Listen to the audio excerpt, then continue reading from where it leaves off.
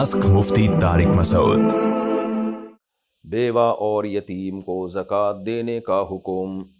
क्या ऐसी बेवा औरत को ज़कात दे सकते हैं जिसकी बैंक में रकम हो और वो रकम बच्चों की शादी के लिए रखी हो, जबकि गुज़र बसर शोहर की पेंशन पर मुश्किल से कर पाते हों? या इस औरत के बच्चों को यतीम जानकर इसे ज़कात दे सकते हैं? अंजुम नज़ीर। दोबारा पढ़ लेता हूँ सवाल आपका, मुझे पूरी तरह समझ में नहीं आया। ऐसी बेवा औरत को ज़कात देना जिसकी बैंक में रकम हो और वो रकम बच्चों की शादी के लिए रखी हो।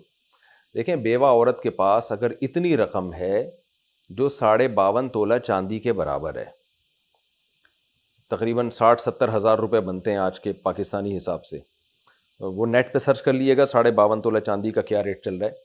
तो अगर इतनी रकम उस बेवा के पास है और कर्जा भी नहीं है उसके ऊपर, तो फिर आप उसको ज़कात नहीं दे सकते, क्योंकि शरीयत ये कहती है पहले वो अपनी रकम खर्च करे।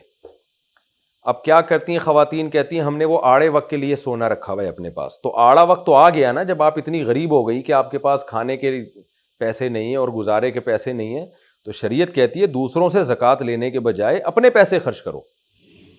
जब इस खातून के अपने पैसे खर्च हो जाएंगे और साहिब निसाब से कम हो जाएंगी, यानी 52.5 तोला चांदी के रेट फ़र्ज़ करें 70 हज़ार चल रहे हैं और इन्होंने खर्च इतने कर दिए कि ये इनके पास 40 हज़ार रुपये रह गए, तो अब ये गरीब बन जाएंगी, अब इनको ज़कात दी जा सकती है।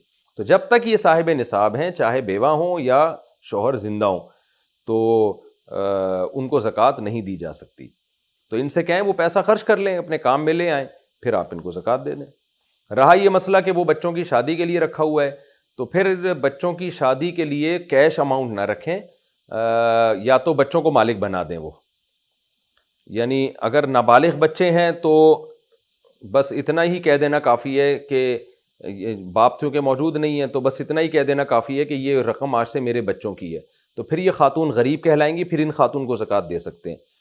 और अगर ये बच्चों को मालिक नहीं बनाती हैं, तो फिर ये होगा कि यतीम बच्चों को ज़कात दी जा सकती है, क्योंकि इनके बाप मौजूद नहीं है, तो और बच्चों के पास कोई विरासत भी बाप ने अगर नहीं छोड़ी हो कोई ऐसी जिससे वो साहिब निसाब हो रहे हो, तो फिर बच्चों को ज़कात दी जा सकती है। फिर इस खातून को बच्चों की नीयत से दी जाए ज़कात, अगर नाबालिग बच्चे हैं, और अगर बालिग बच्चे हैं तो फिर बच्चों के कब्ज़े में देना ज़रूरी है। वो नाबालिग बच्चे हैं तो खातून के हाथ में पकड़ा दें, लेकिन उनको फिर खातून के लिए फिर उसका इस्तेमाल अपनी किसी चीज़ में जायज़ नहीं होगा, वो फिर बच्चों पे ही उनको खर्च करना पड़ेगा, और बच्चों की फजूल चीज़ों पे भी खर्च नहीं कर सकती। ये खूब समझ लें, नाबालिग बच्चों के अहकाम शरीयत में बहुत सख्त हैं। नाबालिग बच्चे की रकम उसके काम में ही इस्तेमाल होगी, और काम भी ऐसा नहीं कि उसको फजूल चीज़ें ख़रीद के दे दी, खिलौने विलौने दे दिए, वो खाने पीने में और इन इलाज ज़रूरी इलाज मुआलजे में ही खर्च हो सकती हैं। तो बाकी इसकी तफसील करीबी उलमा से मालूम कर लें कि नाबालिग बच्चों की रकम को हम कैसे इस्तेमाल कर सकते हैं, वो आपको बता देंगे पूरी डिटेल, क्योंकि मैंने अगर बताया तो फिर इसी मसले में बहुत टाइम हो जाएगा। मेरा मकसद सिर्फ ये तंबीह है कि नाबालिग बच्चे के माल को इस्तेमाल करने के लिए शरीयत में बहुत सख्त शराइत हैं, माँ बाप के लिए भी सख्त शराइत हैं। ऐसा नहीं है कि नाबालिग बच्चे के माल को माँ बाप जहाँ चाहें उड़ा दें, ऐसा नहीं है, इसकी इजाज़त नहीं है।